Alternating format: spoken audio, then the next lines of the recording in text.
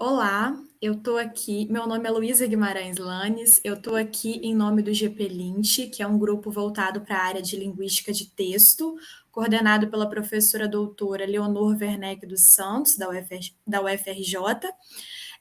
Bom, o nosso grupo faz, além de N trabalhos acadêmicos, artigos voltados a divulgar a temática da linguística de texto, a gente busca divulgar também é, o que a gente vem produzindo em redes sociais, como o Instagram, o YouTube. E essa entrevista de hoje, que vai contar com a participação da professora Luciana Pereira da Silva, será disponibilizada no YouTube.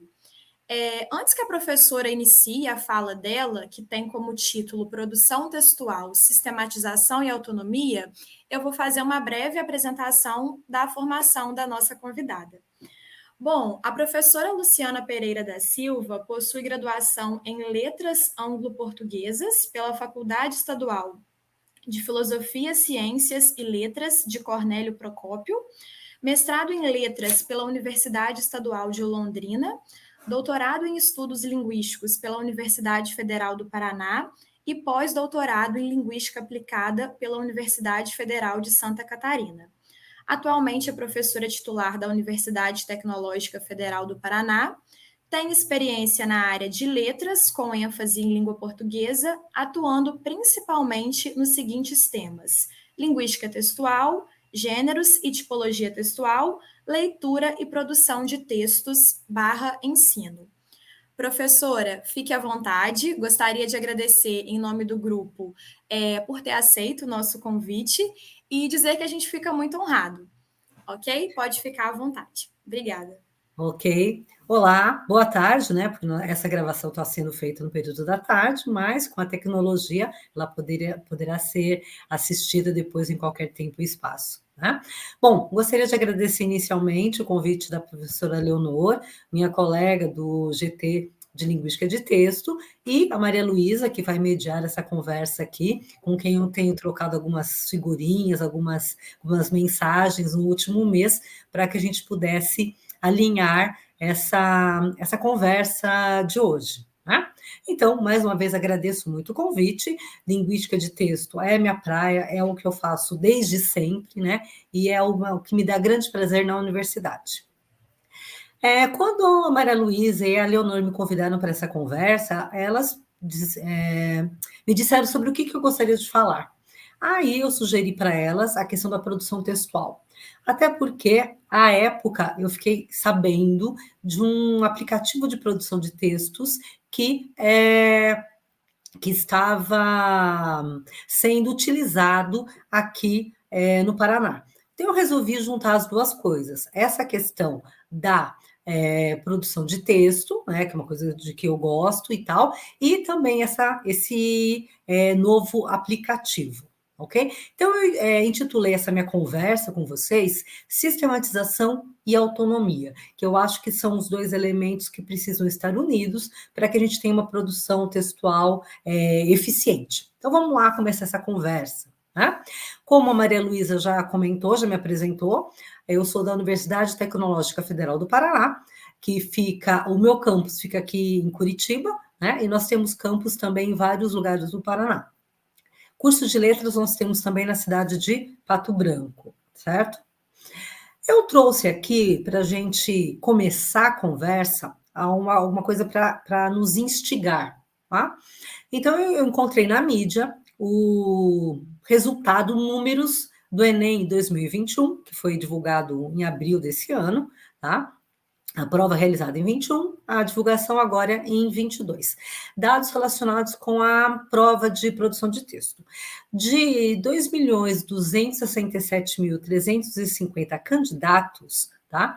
Nós tivemos 95.788 textos zerados, por vários motivos.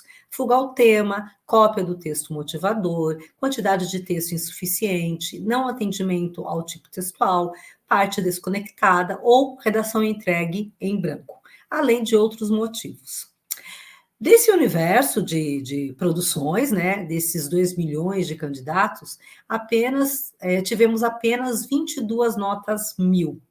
E a nota média era 634 pontos, 634,16 pontos. Essa era a nota média. Eu gostaria de deixar claro que quando a gente fala de produção de texto, o Enem é o final de todo o processo, é uma forma de observar a questão da produção de texto. Mas, como é um exame nacional, eu acho que ele dá algumas pistas do que acontece em produção de texto no Brasil. E eu acho que esses dados são alarmantes. Porque apenas 22 alunos obtiveram nota 1.000. Por que a nota média é apenas 634? E por que mais de 95 mil textos foram zerados? Tá? Como está sendo o trabalho que os professores estão fazendo nas escolas para chegar a esse resultado? Claro que nós temos aí a questão do que é esse exame do Enem, o que é essa prova de produção de texto, a gente vai falar um pouco sobre isso, mas eu acho que esses dados aqui são dados que devem nos chamar a atenção. Uma coisa interessante que eu acho, né? Você encontra na mídia análise, foram expostos essas notas 1.000, né? Então você encontra esses textos disponíveis na internet para análise, para futuros candidatos e tudo mais, mas felizmente a gente não encontra mais os textos ruins, os textos zerados, os textos com problemas, tá? Que se podem ser interessantes como objeto de estudo para os pesquisadores, infelizmente serviu como motivo de chacota quando eram divulgados assim nas redes sociais. Ok? Então, quando a gente procura, a gente tem apenas os exemplares bem-sucedidos. Bom, isso posto, eu trouxe aqui para vocês, para a gente falar um pouco sobre produção de texto, um pouco de história. História das metodologias de produção textual. Né? E eu trouxe um texto aqui que não é um texto recente, é um texto de 2002, do professor Adair Bonini, da Federal de Santa Catarina, cujo título é Metodologias do Ensino de Produção Textual, a Perspectiva da Enunciação e o Papel da Psicolinguística. Tá? Professora, pois não, Maria Luísa. Desculpa te interromper um pouquinho, antes que a senhora inicie o novo assunto. Em relação àquele número preocupante lá, né, das notas do Enem, enfim, a senhora acha que esse número preocupante, ele pode ter um pouco a ver, a correção, né, desses textos, pode ter um pouco a ver com os próprios critérios de correção ou com a postura dos professores, dos corretores em relação a esses critérios? Porque geralmente coloca a culpa no aluno, de que o aluno tem dificuldade de escrita e tal, mas a gente sabe que existem outros motivos. A senhora acha que os próprios critérios de correção podem ter alguma relação com isso? Eu acho que colocar prova de produção de texto num exame como o Enem, que lida com essa multidão de candidatos, é uma coisa muito complicada, né? Tanto que há alguns pesquisadores, né, com os quais eu não concordo, mas que dizem que não deveria haver produção de texto num exame desse tipo, por conta da subjetividade da correção, por conta das disparidades nacionais, por conta do tipo de produção, que é uma única produção de um único gênero, vamos chamar assim, há muito tempo. Tá? Então, a gente sabe que ter prova de produção de texto nesse tipo de exame é uma coisa muito complicada. Tá? Mas o que acontece também é que os vestibulares e o Enem acaba funcionando com um efeito retroativo. É uma expressão da aprendizagem, né?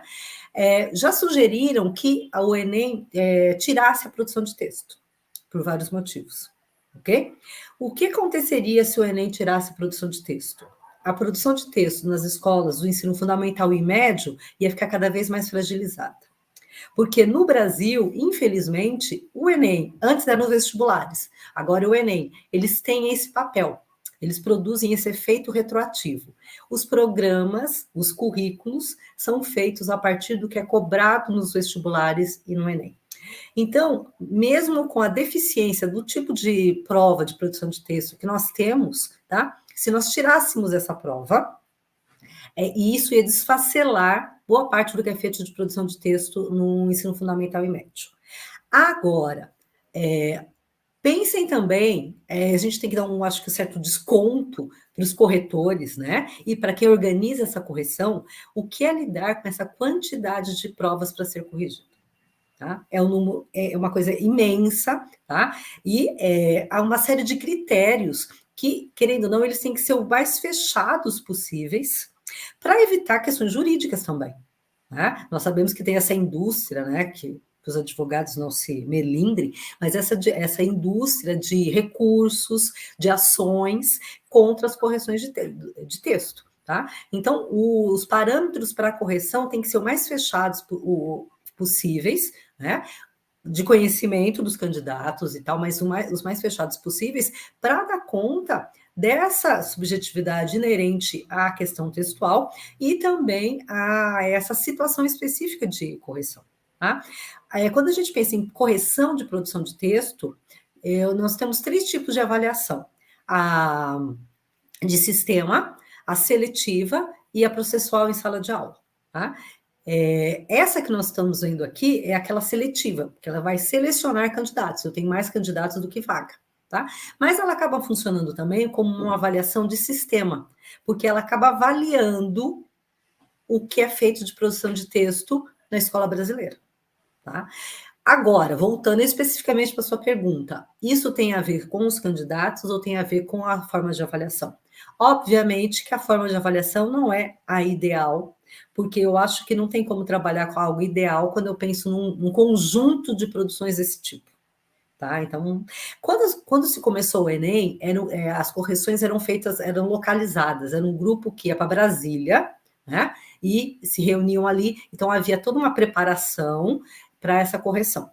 Nessa época, o exame não era tão exigido, não era obrigatório para os estudantes, não era exigido por boa parte das universidades brasileiras. Conforme o montante de candidatos foi aumentando, o grupo de corretores também.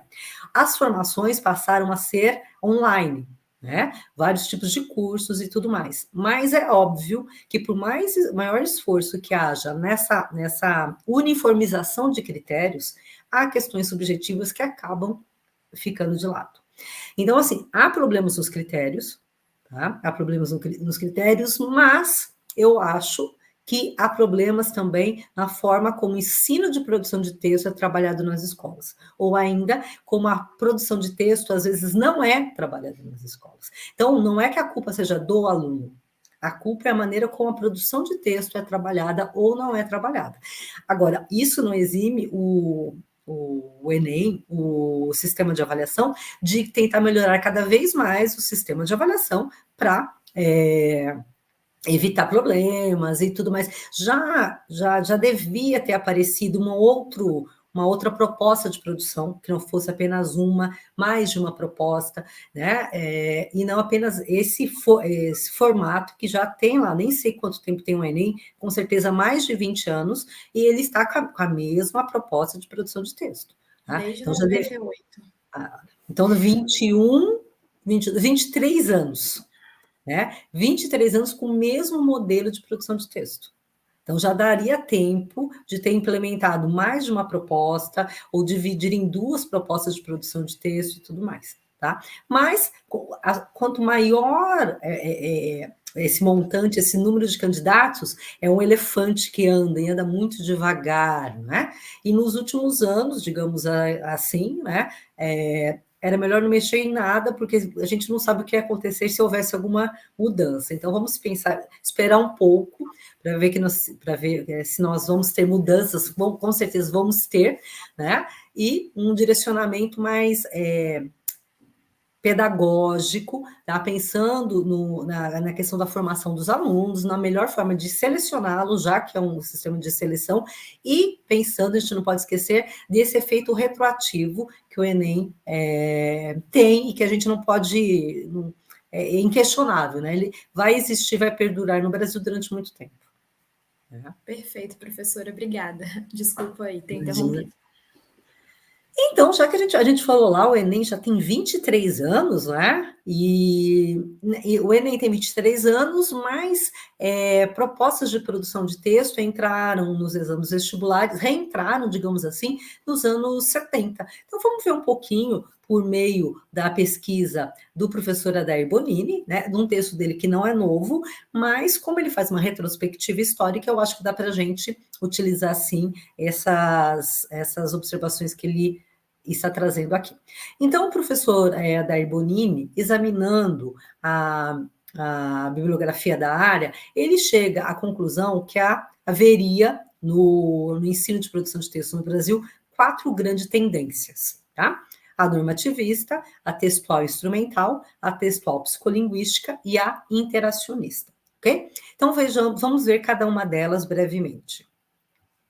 A normativista, tá? É dos anos 60, né? Final dos anos 60, e é interessante observar que a gente tem muitos estudos sobre a história do ensino de língua portuguesa a partir dos anos 60, começa a ter uma documentação maior, tá?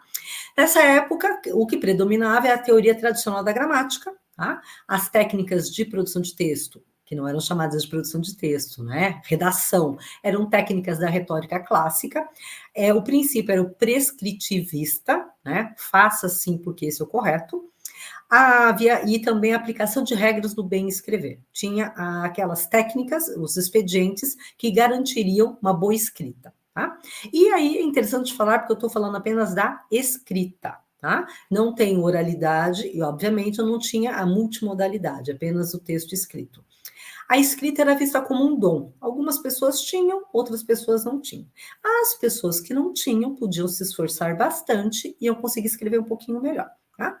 O modelo de texto ideal era o texto literário, tá? E escrever era uma forma de organizar o pensamento. Está tudo na sua cabeça, tá? E quando você coloca isso no papel, você organiza ainda melhor o seu pensamento. Os textos que eram pedidos, né, era narração, descrição e dissertação. Então, observe que é uma questão tipológica, não se trabalhava a questão dos gêneros, tá? Eu coloquei ali pequenininho, não sei se está claro para quem está acompanhando, um livro prototípico dessa vertente, que era Redação, da Branca Granatic. Apesar dele ter essa capa que parece moderna, ele era um livro muito tradicional, ele trabalhava com meio que formulários, era uma produção de texto assim, não se levava em consideração interlocutor, situação de produção, e tinha pérolas tipo, descreva um aparelho televisor, descreva um lápis, e por aí vai. No texto do professor Adair, que é de 2002, ele diz, ainda bastante presentes na prática docente atual. Isso era atual em 2002, mas infelizmente continua sendo atual em 2022, ok? Algumas perspectivas, alguns princípios dessa ideia normativista ainda aparecem aqui ou ali na produção de texto. Nos anos 70, tá? Os estudos da linguística começam a ter mais presença na universidade, começam a se disseminar, e eu tenho, então, essa transferência dos resultados das pesquisas linguísticas para a produção de texto. Tá? E o textual instrumental também pode ser chamado de comunicativo. Há uma tentativa de aplicação de princípios do estruturalismo à produção de texto, principalmente a teoria da comunicação. Tá? Há também muitos exercícios, o estruturalismo entra por meio de exercícios estruturais e, parece um paradoxo, né? Também a noção de criatividade. Ali do lado, eu tentei reproduzir para vocês um livro muito disseminado nos anos 70, Redação Escolar, do Samir Messarini. Tá? Então, Redação Escolar, Criatividade. Era um livro muito utilizado nos colégios, tá? Porque trabalharia com isso, com essa criatividade. Dessa época também é a mudança do nome da disciplina de língua portuguesa no fundamental para comunicação e expressão. E, nos anos 70, ocorre a reintrodução da redação nos vestibulares. E isso ocorre porque, como a gente sabe, felizmente, mais gente quer fazer universidade, tá? Então, tem mais candidatos do que vaga, é necessário selecionar esses candidatos, né? E a prova de produção de texto é reinserida nos vestibulares como uma forma de ajudar na avaliação, né, na seleção, e também de melhor selecionar esses candidatos.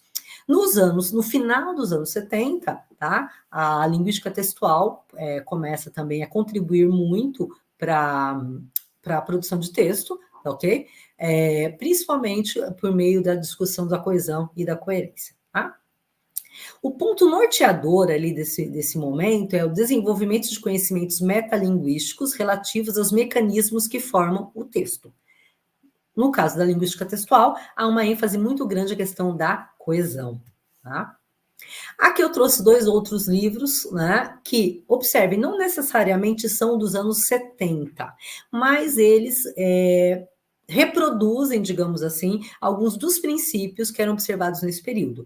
O curso de redação, do Antônio Soares Abreu, e Para Entender o Texto, do Platão e Fiorin. Esse do Platão e Fiorin foi, assim, muito, muito, muito, muito, muito usado, tá? Nos anos 70, caminhando um pouco mais, eu tenho a questão do textual psicolinguístico, que reflete influências, princípios da psicolinguística. Tá? Aqui, eles procuram estabelecer a relação entre escrita e leitura. Passa a ver a utilização dos modelos teóricos de estudo experimental da escritura.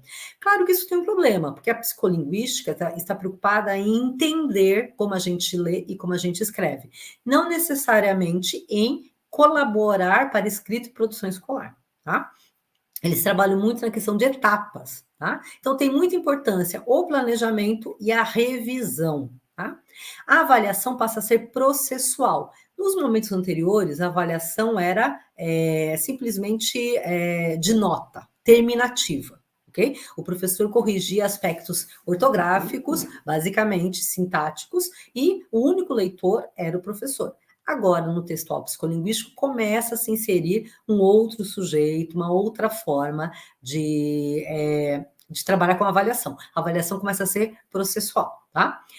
O modelo textual psicolinguístico foi pouco difundido no Brasil, tá? E todos esses modelos, e tem o próximo sobre o qual eu vou falar na sequência, quando a gente está pensando nesses modelos, eu estou pensando na pesquisa acadêmica. Necessariamente, eu não estou falando que ocorre na sala de aula. Aí seria uma outra pesquisa, aqui uma outra apresentação, tentar recuperar nos anos 60, nos anos 70, 80, 90, a prática efetiva do professor. Mas nós podemos dizer que, quando nós pensamos hoje, século 21, 2020, 2021, 2022, eu vou ter na sala de aula um pouco de cada uma dessas perspectivas, tá? Aí um livro que foi muito utilizado nesse período, a partir dessa perspectiva, é Como Escrever Textos, da Serafine, tá? Entre outros, obviamente. Okay? E aí, o quarto modelo apresentado pelo Adair Bonini é o modelo interacionista, que deveria ser o modelo atual, ou seria o mais completo, né? Esse modelo leva em consideração, dá ênfase na autonomia subjetiva do ato discursivo, ou seja, a linguagem, a escrita, a interação linguística se dá para interagir com o outro, ok? E essa autonomia subjetiva do ato discursivo pode ser observada em 2 grandes princípios, né? A socioretórica, do Swales, ou a enunciativista, do Broncar. Ambas trabalham a partir da perspectiva dos gêneros. Nós já estamos aqui nos anos 80, nós estamos nos anos 90, nós já temos aqui os parâmetros curriculares nacionais, tá? Que são de 98, mas cuja discussão começou um pouco antes, obviamente. E nós temos aqui o que nós chamamos a produção de sentido. Produzir texto é produzir sentido, é uma ação de linguagem, que pode se dar por meio da modalidade escrita, da modalidade oral e de modalidades múltiplas, né? Multimodais. Nós temos, no caso do Brasil, os trabalhos do Geraldi, de 91 para frente, né? Ele vem trabalhando nessa perspectiva, e mais modernamente, a contribuição de Sneuvoli Dolls, tá? Que trabalham nessa perspectiva. Então, foi muito discutido nesse período, a partir dessa perspectiva, o livro das professoras Kaufmann e Rodrigues, Escola, Leitura e Produção de Texto. Por quê? Porque nessa perspectiva há uma preocupação muito grande em criar, estabelecer, identificar uma situação de linguagem que requer um material linguístico. Então, a produção de texto ocorreria a partir dessa perspectiva, tá? Aqui é a famosa sequência didática do Sneuvoli Dolls, ok? E aí, a partir desse breve levantamento histórico, né, nós estamos chegando ao que seria mais atual, o que é mais conhecido, né, e imagino que essa sequência didática seja conhecida por muitos de vocês, esse esqueminha é muito trabalhado, e ela tentaria representar, né, por meio desse esquema, desse gráfico, os passos ideais na concepção dos autores para a produção de texto. Então, seria uma apresentação da situação, que seria o projeto de linguagem, o projeto de dizer no qual aquela produção de texto estaria inserida, essa produção inicial, né, de um determinado gênero, os vários módulos e a produção final, que deveria voltar, como vocês podem observar ali pela representação esquemática, para a produção inicial. Essa representação esquemática contempla vários dos elementos que estão aqui pressupostos nessa metodologia interacionista, que é a produção de sentidos, que é a ação de linguagem, que é a questão da subjetividade do ato discursivo, que é também um projeto de dizer, que é também a questão do processual. Tá? A nota do aluno, digamos assim, não se estabelece por uma produção solta no tempo e no espaço. Ela é resultado de uma primeira proposta, de todo um trabalho realizado pelo professor nesses módulos e depois a produção final, que deve representar o resultado da aprendizagem proporcionada pela prática do professor.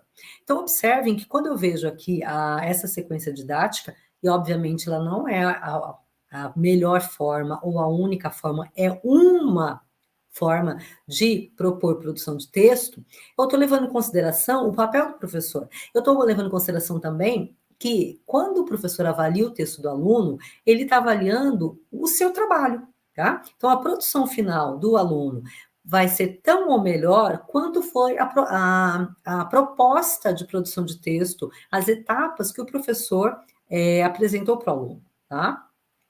Então, ali, obviamente, então, essa sequência didática do Schneuvely e Dolls ilustram essa questão do interacionismo. Vamos lá, Luísa. Aproveitando esse assunto aí sobre a sequência didática, a gente sabe que a sequência didática, ao lado de outras abordagens que vão sistematizar a produção textual, elas são muito eficientes, né, para a prática de escrita em sala de aula. Mas acontece que, na realidade da maioria das escolas, muitas vezes não tem tempo hábil para se aplicar uma metodologia como essa. A senhora sugere alguma estratégia para driblar essa questão da falta de tempo? Da falta de tempo, de modo geral. Olha, eu falando um pouco sobre o contexto da escola pública no Paraná, tá? Eu já trabalhei aqui no ensino fundamental e médio, né, há muito tempo atrás, e como em várias partes do Brasil, se você tinha um contrato de 20 horas, você dava 20 aulas. Se você tinha um contrato de 40 horas, você dava 40 aulas. Hoje não é assim, tá? Se você tem um contrato de 20 horas, eu acho que você dá de 14 a 16, não sei o cálculo exato. Não que isso seja o ideal, né? Porque nessas horas que sobram, você tem muita coisa para fazer. Então, o ideal seria que você tivesse menos aula e pudesse dedicar um pouco mais à preparação, correção e tudo mais. Mas já é um quadro um pouquinho menos pior do que já foi. Tá? Se o professor acha que essa organização didática não dá conta da realidade dele, obviamente ele tem que encontrar uma que é mais adequada. Mas não tem como a gente conseguir uma produção de texto de qualidade se eu não fizer se eu não tiver uma certa organização textual, tá? Se eu não tiver esse planejamento por parte do professor, tá? Pensar nessa apresentação da situação, solicitar essa produção inicial, porque às vezes, quando a gente fazia curso, os professores Schneuvely e Dolls vieram muitas vezes aqui para o Brasil, então quando eles explicavam, eles diziam lá que você ia fazer essa produção inicial com seus alunos na segunda. Aí, na terça e na quarta, você teria disponibilidade para fazer toda essa correção, tá? Fazer um levantamento dos problemas e tudo mais, propor os módulos e, na sequência, começar a execução dos módulos. No Brasil, a gente sabe que não dá para fazer isso, ok? Mas isso não impede que o professor peça uma produção na quinta ou na sexta, corrija essa produção, leve uma semana, 15 dias para fazer uma correção com qualidade. A partir daí, ele organiza as suas próximas aulas, tentando estabelecer exercícios, propostas para aprimorar essa produção de texto e aplica esses módulos, esses exercícios com os alunos. Dá a impressão que o professor pensa que ele vai ficar refém, que ele vai ter que fazer um texto por semana, corrigir um texto por semana e mais fazer esses módulos por semana, que ele não vai dar mais conta da vida dele. Mas a questão não é uma questão de quantidade, é uma questão de qualidade. Se por conta do número de aulas que o professor tem, o número de alunos que ele tem, ele só vai conseguir fazer uma sequência didática por mês, trabalhando com uma produção inicial e uma produção final, mas se ele fizer isso com qualidade, tá ótimo. Tá? O que acontece também é que às vezes os professores falam, nossa, eu achei isso super interessante, eu acho que dá super certo, mas eu não tenho tempo, porque eu tenho que dar outras coisas. Eu tenho que dar ortografia, eu tenho que dar aula de gramática, eu tenho que dar. Então, apesar do professor entender, quer dizer, ele não entendeu, né? Ele entendeu parcialmente, porque ele acha que isso é uma coisa a mais que ele tem que incorporar às aulas dele, junto com todas as coisas que ele trabalhava. Ele não percebe que é nos módulos que vão entrar ortografia, sintaxe, semântica, acentuação, vocabulário e tudo isso. Então ele pensa, eu tenho que trabalhar texto e mais todas essas outras coisas. Não. Se esquecendo de que a gramática se materializa no texto. Exatamente isso, exatamente isso. Então, um projeto de produção de texto bem feito vai levar tudo isso em consideração. Vamos imaginar que ele resolveu trabalhar fábulas, porque a idade dos alunos, a seriação dos alunos aceita, né, bem esse gênero, ok? Então, ele pode, a infinidade de conteúdos de gramática que ele pode colocar e que até ele precisa colocar nesses módulos é infinito. Ele não tem que pensar que ele vai trabalhar fábula mais outras coisas. Trabalhando com a fábula, ele trabalha todos esses elementos, tá? Mas sim, né? Essa é uma sequência possível e não a ideal para todas as escolas. Os professores têm que saber quantas aulas ele dá, quantos alunos eu tenho, tá? O quanto vai demandar do meu trabalho corrigir com qualidade todas essas produções iniciais, tá? O quanto eu posso distribuir de atividades ao longo da semana, do mês, para dar conta de aprimorar o texto dos alunos até pedir a produção final. Se ele vai trabalhar uma produção, duas, né? Que seria a produção inicial e a final por mês, se ele fizer isso com qualidade, eu acho que já está excelente. Ele não tem que pensar nessa questão de quantidade. Tá? Perfeito, obrigada. E ainda falando dos módulos, né? É interessante que como eu comentei com vocês, o texto do professor Adair é de 2002, nós já falávamos de sequência didática, já falávamos de módulos, o professor Geraldo, nos anos 90, já tinha falado de questão da análise linguística, mas aí nós temos também essa questão das técnicas de ensino que o professor Adair traz. Tá? Então, ele vai dizer que eu teria 3 grupos de técnicas de ensino, né? Aprendizado como exercício de descoberta, conduzida pela própria prática, que é a proposta do Geraldi e do Schnovli-Doss. Haveria também o aprendizado mediante o desenvolvimento de processos, é o que a gente vê nos trabalhos do Marcuski e do Faraco e Tesa. Faraco e Tesa tem um livro voltado para o ensino superior, né? Que geralmente era trabalhado nos primeiros períodos dos cursos superiores. E haveria também o aprendizado mediante o desenvolvimento de exercícios de fixação. É o proposto pelo Garcia, Otto Maria Garcia, e pelos professores Fiorin e Savioli. Esses 2 últimos seriam os exercícios focais. Aqui não é uma questão de hierarquia, não é que um seja melhor que o outro. Todos são bons e devem ser utilizados a partir da dificuldade apresentada pelo aluno, levando em consideração sempre um projeto de dizer. Tá? E aí eu teria, então, numa proposta de produção uma proposta para a proposta de produção de texto, ainda nas palavras do professor Adair, uma gradação de prioridades. E aí eu acho que volta aquilo que a gente estava conversando ali com a Maria Luísa, né? tem a proposta dos Schneuvely Dolls, mas há uma série de outras. A questão, primeiro, é pensar numa comunicação autêntica. Tá? Então, o primeiro passo do professor, quando ele vai pensar numa produção de texto, é pensar nessa comunicação autêntica.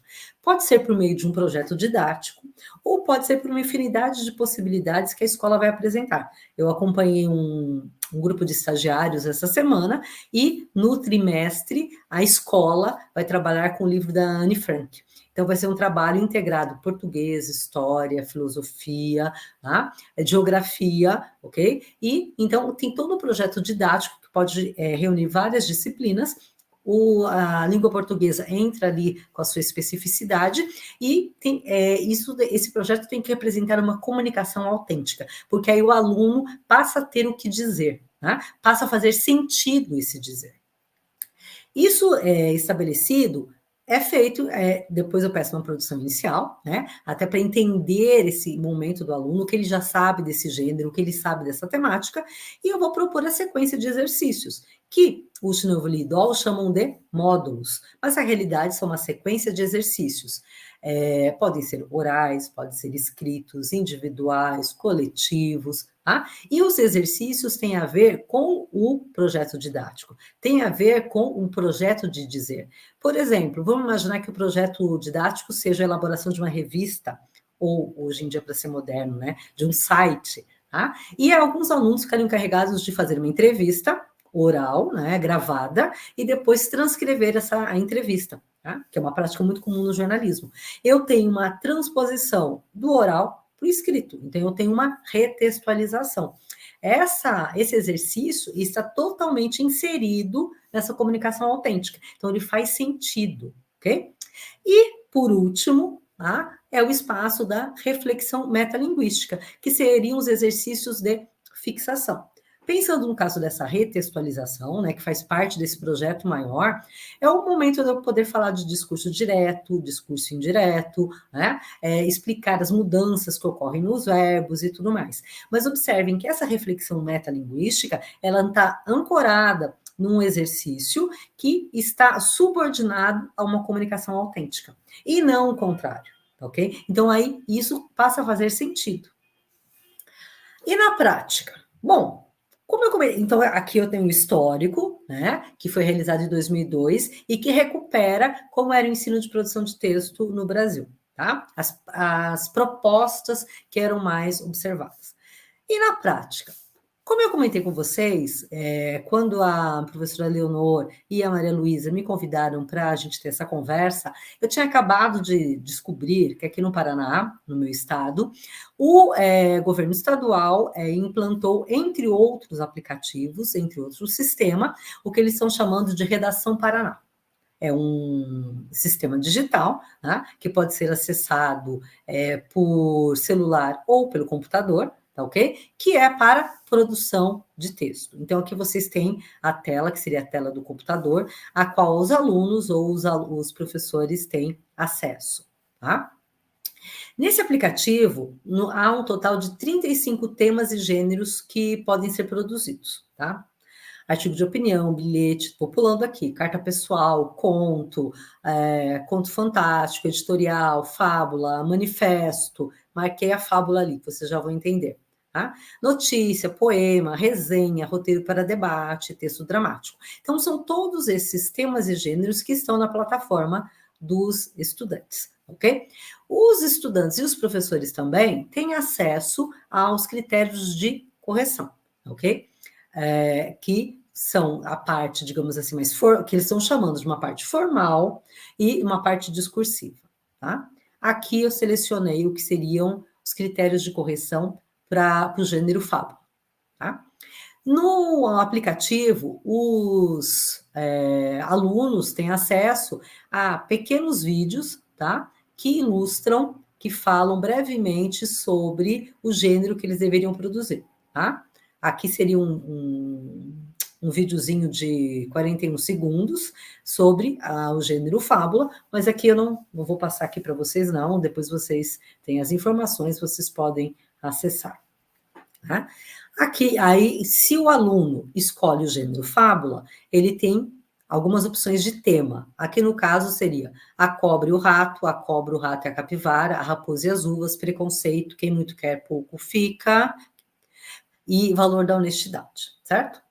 Bom, e aí, como que funciona? O aplicativo, o sistema funciona de duas formas. Ou de forma autônoma, o aluno, tá, entra e elabora os textos que ele quiser, no tempo que ele quiser e tudo mais, ou o professor da turma pede um determinado texto para o aluno por meio do aplicativo.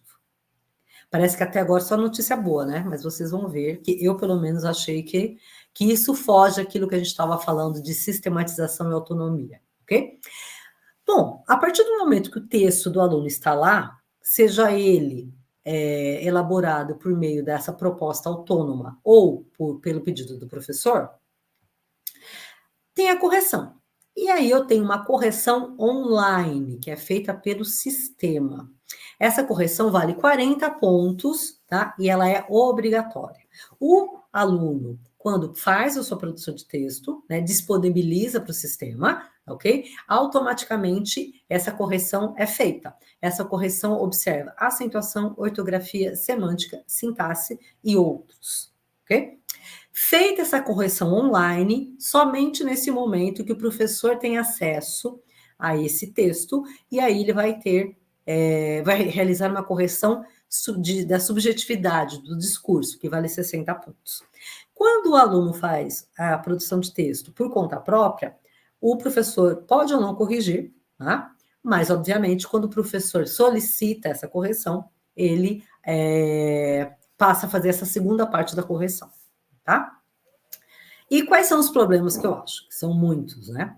Primeiro, problemas tecnológicos. Tá? Esse sistema depende da internet. É um aplicativo para celular ou para computador vinculado à internet. E, como vocês sabem, a internet não é tão nossa amiga assim, tá? Nas escolas e isso é um sistema do Paraná todo. Nas escolas centrais das maiores cidades, mesmo nessas escolas, nós temos problemas com a internet. Por conta da pandemia, né, quando as escolas paralisaram suas aulas, essas questões de tecnologia ficaram mais evidentes ainda, né? E aqui no Paraná, como deve ter ocorrido em vários lugares do Brasil, ficou muito claro que alguns alunos não participavam das aulas online ou não faziam as atividades, não porque não tinha internet, às vezes não tinha eletricidade. Tá? Quanto mais acesso à internet. Tá? Então, não dá para fazer isso em casa. Tem que fazer na escola, mas a escola não tem internet de qualidade. E tem que fazer em equipamentos, ou no celular, ou no computador. As escolas, de maneira geral, não contam um conjunto de equipamentos suficiente para todos os alunos. Então, às vezes, tem mais de um aluno trabalhar no mesmo computador. Tá? E tem uma questão de espaço, horários. Nas escolas em que há o equipamento, geralmente o equipamento fica na biblioteca, por exemplo, tá? Ou numa sala de informática. Mas, às vezes, outros professores de outras disciplinas precisam utilizar os mesmos espaços e os mesmos equipamentos para dar conta de demandas do Estado, ok? E, por conta da duração das aulas, tá? Como não dá para pedir para essas produções para casa, porque os alunos às vezes não têm equipamento, não têm internet, eles têm que fazer em sala de aula. E às vezes o tempo da duração da aula não é suficiente para essa produção. Então, até que o professor leva a sua turma para a sala dos computadores, né? Consegue ligar tudo isso, baixar o aplicativo e tudo mais, acabou o tempo da aula, tá? Questões tecnológicas. E a questão da autonomia do professor, onde que fica? Esses breves slides que eu mostrei para vocês foi um pacote pronto. Tá? O governo do estado, um dia, organizou uma live, tá? Anunciou todos os professores que, a partir daquele momento, todo mundo era obrigado a utilizar esse aplicativo. Tá? Então, o aplicativo veio pronto, não teve colaboração do corpo docente das escolas, não teve sugestão do corpo docente das escolas. Os professores são obrigados a produzir um número mínimo de propostas de produção de texto por trimestre nesse aplicativo. Se eles não o fazem, tá? Por conta de internet, de equipamento, de duração das aulas. As escolas são visitadas por uma ouvidoria, né? Na realidade, uma equipe de fiscalização, digamos assim, para verificar por que os textos não foram postados na plataforma. Quando o professor ou a direção diz porque não tem internet, porque não tem equipamento, porque não tem espaço físico, a observação que eles ouvem é: vocês têm que dar um jeito, porque o aplicativo tem que ser utilizado e esses textos têm que ser feitos nesses moldes, tá? E aí, como eu já tinha comentado, quando eu falei da questão tecnológica, tem um contexto socioeconômico, né? Porque o aplicativo é vendido, digamos assim, né? Anunciado como uma ferramenta que o aluno pode utilizar para a autonomia dele, porque ele pode fazer o texto independentemente do professor. Mas isso pressupõe que o aluno tenha um equipamento com qualidade, que suporte o aplicativo e tenha internet de qualidade em casa, ok? Ou seja, a autonomia do professor não está sendo respeitada de maneira nenhuma, um projeto de dizer não está sendo respeitado, ok? É simplesmente uma cobrança por parte dos professores para que o governo de estado diga que está investindo em tecnologia, que os alunos produzem e tudo mais, tá? Bom. Professora. Pois não, Luísa. Já era para eu ter feito essa pergunta há um tempinho, mas eu não quis interromper, a fala estava empolgante. Enfim, a senhora, em alguns slides anteriores aí, mostrou, né, uma infinidade de gêneros textuais e agora, logo em seguida, está falando desse pacote pronto, né, que isso é oferecido aos professores de maneira nada flexível. Isso me fez lembrar um questionamento que me inquieta muito e que tem a ver com o início da sua fala também. Como que a gente pode lidar especificamente com essa supervalorização que a tipologia dissertativa argumentativa adquiriu nos últimos tempos, principalmente por causa dessa repercussão que o Enem alcançou, né?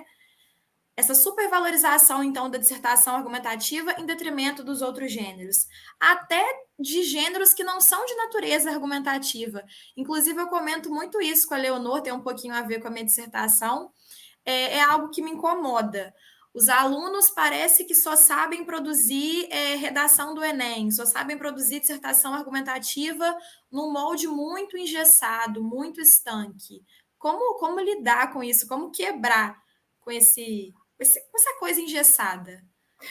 Nesse ponto, por isso que eu não defendo, mas eu valorizo muito a proposta do Schneewli-Dolls, porque além da sequência didática, que é muito difundida, eles vão falar da questão dos agrupamentos de gêneros e do ensino em espiral. Tá? Quando eu estudava e quando eu comecei a dar aula, muito tempo atrás, era assim, havia alguns gêneros tipos que eram específicos das séries iniciais e alguns gêneros e tipos das séries finais. Então, narração, descrição para os pequenos, dissertação para os grandes, ok? E a proposta dos professores é que você trabalhe com gêneros de todos os tipos, desde as séries iniciais. Então, um aluno que em fase de alfabetização, né, letramento inicial, de 6, 7 anos, vai trabalhar com, no mínimo, um gênero, do narrar, do relatar, do expor, do argumentar e do descrever ações. E isso em todas as séries, até o final do ensino médio, tá ok? Então, aí, o que acontece? Por exemplo, os pequenos escrevem muito bem textos de base narrativa, mas não necessariamente porque a escola ensinou. Porque o narrativo é o que eles ouvem, desde que eles são crianças, que eles são bebês. Os pais contam histórias, né? Eles veem desenhos infantis, então o narrar isso já está embutido neles, tá? E como eu tinha falado também, tem essa questão do efeito retroativo. Nós sabemos que o Brasil ainda é um país muito desigual. E apesar de todos os problemas, a universidade ainda representa uma forma de ascensão. Com todos os problemas que a gente vê aí, mas ainda representa. E aí a gente vai dizer para o aluno, o chamariz do Enem, dos vestibulares, é muito grande para os jovens. Quando eles chegam no ensino médio, eles só querem fazer textos de vestibular porque eles querem passar no vestibular, ok? Agora, eu não acho que o problema seja os alunos do ensino médio trabalharem com muitos textos de matrizes do vestibular. O problema é o que é feito no ensino fundamental e médio. tá? Que dá sim, que dá não, é sim para trabalhar com textos de base argumentativa, mas não esses do Enem. Há uma infinidade de gêneros de base argumentativa que podem ser trabalhados, tá? Que há semelhanças, obviamente, mas têm naturezas diferentes. Então, aí que vem a sistematização e autonomia. O professor tem que ter autonomia para elaborar o seu planejamento, para organizar suas aulas dentro do contexto da escola e propor, desde as séries iniciais, vários gêneros de várias tipologias, tá? Leitura com reflexão, com proposta de produção, para que o aluno não fique com esse modelo cristalizado. Tá? Esse modelo cristalizado, se ele tiver um bom andamento, um bom progresso de produção de texto ao longo dos anos, quando ele chegar lá no final do ensino médio, tudo bem ele treinar esse modelo, porque ele já desenvolveu uma série de outras habilidades. Tá? Então, antes disso, tem que ser apresentado para ele textos de bases diferentes, tá? Para que ele exercite esses textos de bases diferentes. Eu estava até pensando em como a gente fazer isso, né? Dependendo da idade, vamos imaginar que fosse com o ensino médio e um menino ou a menina tivesse pisado na bola com o seu namorada e quisesse pedir desculpas. Ok? E aí a gente podia fazer um texto de desculpas, um molde do texto do Enem. Né? Fazer um texto fake ali e tudo mais. E aí conversar com os alunos. Vocês acham que o namorado ou a namorada vai desculpar? Vocês acham que deu certo essa produção? Não, não deu, né, professora? Assim não vai dar certo. Então, exatamente. Esse molde, essa estrutura, não serve para tudo. Ele serve para você se dar bem no Enem, né? Só que além do Enem, tem toda uma vida antes do Enem e muita vida depois do Enem. E por isso que a gente tem que trabalhar outros modelos, outras propostas, outras características. Tá? Com certeza. Obrigada novamente. Bom, deixa eu até dar uma adiantada aqui, né? Soluções, então, aqui é a hora que vocês pensam que eu vou dar todas as respostas, todas as soluções. Não é muito por aí, não, tá? Mas o que eu acredito que dá certo, né? Para a questão de produção de texto, uma produção de texto efetiva, consciente, que, não sei se essa palavra cabe, né? Mas que empodere os jovens e os adultos para poder dizer o que eles precisam dizer. Por parte do professor, é a formação docente.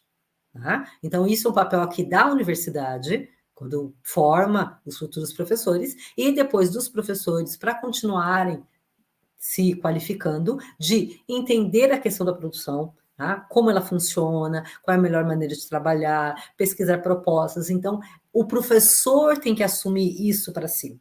Por que o Estado do Paraná criou esse pacote e enfiou goela abaixo para os professores?